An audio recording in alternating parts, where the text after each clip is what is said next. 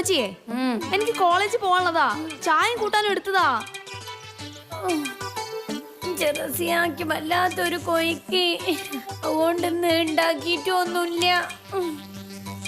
ഈ ഒരു കാര്യം ചെയ്യ്, അവിലുണ്ട്, അയ്യ കട്ടൻ ചായയെ പൊതിർത്തി തിന്നോ, അല്ലെങ്കിൽ റൊട്ടി ഉണ്ടാ ഭരണീൻ്റെ അകത്ത് അടുത്ത് ചായയിൽ മുക്കി തിന്നോ. അപ്പൊ കോളേജിൽ നിന്ന് ഉച്ചക്ക് ഞാൻ എന്ത് തിന്നു? എന്റെ ലഞ്ച്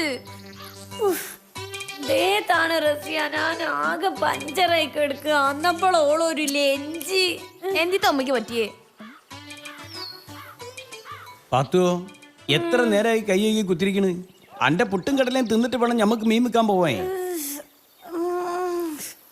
കയ്യും കാലും കൊയ്യന്നേ. ഓ, എന്തോ ഒരു ക്ഷീണം, അടുക്കാനൊന്നും ആണില്ല. രാവിലെ തന്നെ നമ്മൾ എണീറ്റ് അടുക്കളയിലേക്ക് നടന്ന അവസാനം വീന്ന് തോന്നിയപ്പോ നമ്മള് വേഗം തന്നെ വന്ന് കട്ടിൽമൽക്ക് കിടന്ന്.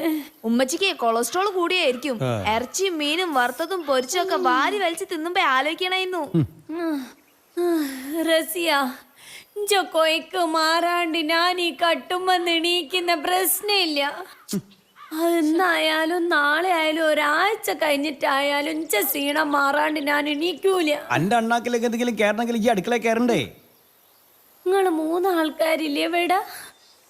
അടുക്കളയിൽ കയറി ഞങ്ങൾ ഒരുങ്ങി പോകുവോ? ഞമ്മക്ക് വേറെ എന്തൊക്കെ പണിയുണ്ട് പാത്തുവോ? ഓ, മീൻ കച്ചവടങ്ങൾക്ക് ഉച്ചക്ക് തീർന്ന പിന്നെന്തേതാ പണി? മല മറിച്ചിടാണ്ടോ? രാവിലത്തെ റസി എടുക്കട്ടെ, ഉച്ചക്കത്തെ ചോറും കൂട്ടാനും ഉപ്പേറും നിങ്ങളും ഉണ്ടാക്കണം. ഈ നടക്കണ കാര്യം വല്ലതും പറയും പാത്തു. എനിക്കും പറ്റില്ല രാവിലെ എണീറ്റ് ചായയും കൂട്ടാനൊക്കെ വെക്കാൻ. എനിക്ക് കോളേജിൽ പോകണല്ല.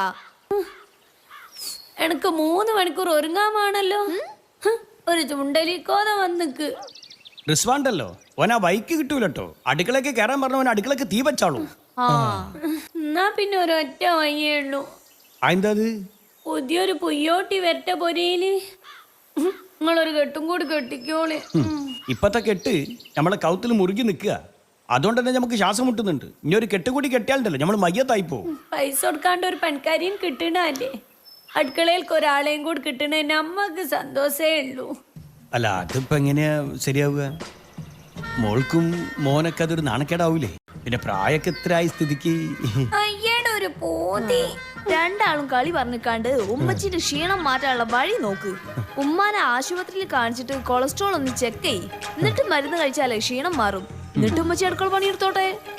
ഇത് വെറും സീനോള് മോളെ, അതൊക്കെ മാറിക്കോളും. അതിന് എന്തിനാ വെറുതെ ഡോക്ടർമാർക്ക് കൊണ്ടേ പൈസ കൊടുക്കണേ? എന്റെ ഉപ്പച്ചിയെ, കൊളസ്ട്രോൾ കൂടിയാലേ സ്റ്റോക്ക് വരും, കൊഴിഞ്ഞു പോവും, അല്ലെങ്കിൽ ഹാർട്ട് അറ്റാക്ക് വരും. നല്ലോണം സൂക്ഷിക്കേണ്ട സൂക്കേടാണ് ഈ കൊളസ്ട്രോൾ. ഒരു ഭാഗം കൊഞ്ഞിട്ട് കാണാൻ ഒരു സ്റ്റൈൽ ഉണ്ടാവില്ല. ഞാൻ ഗഡ്പിലായിട്ട് വേറൊരു പുയ്യോട്ടീൻ കൊണ്ടുവരണം. അതല്ലേ നിങ്ങൾ ആലോചന? അല്ലെങ്കിൽ നിങ്ങളുടെ കൊളസ്ട്രോൾ നോക്കിക്കായിരുന്നു. എന്നാ ഈ ഒരു പണി, ഈ വേഗം ഡ്രസ്സ് മാറ്, നമ്മൾ പോയിട്ട് കുളിച്ചിട്ട് വരാം. അപ്പോൾ അലാക്കിലൊരു സീണോ.